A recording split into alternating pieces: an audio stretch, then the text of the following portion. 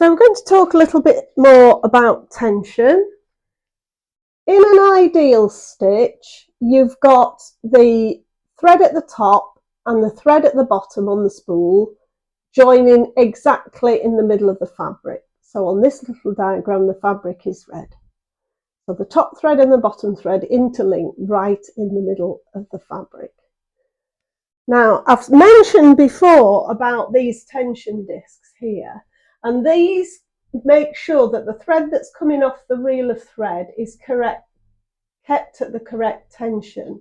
But also it's important to wind it round all of the thread holders to create the exact tension for a neat stitch.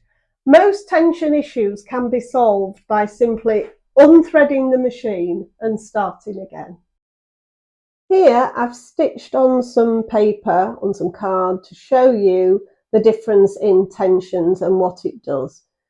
So the normal tension is the top one, and if your tension's normal, then this is the top of the fabric, it should look exactly the same on the bottom of the fabric.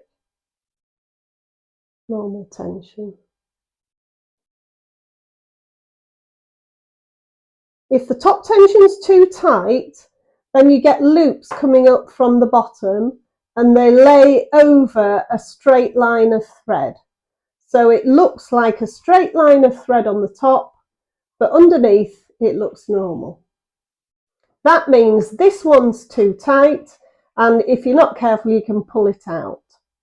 So that's not good particularly for sewing, but that's what happens if this tension is too tight. If it's too tight, bring it more towards the middle.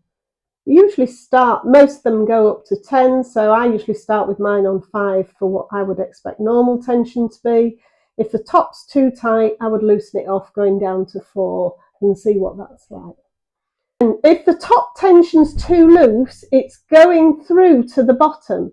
So on the top, everything looks fine, but underneath, you end up with lots of loops. And this is completely straight. And I can pull this out because the top is so loose. So I could get hold of this and just pull it. So if you get lots of loops underneath your fabric, but it looks okay on the top, then usually that means that this is too loose and you need to tighten it up again. So start with it on 5 and see how you go. If you get a real taffle underneath, then often it's your spool that's not threaded correctly into your bottom spool case. So again, I would just take everything out, rethread it, start again. So hope that explains tension a little bit.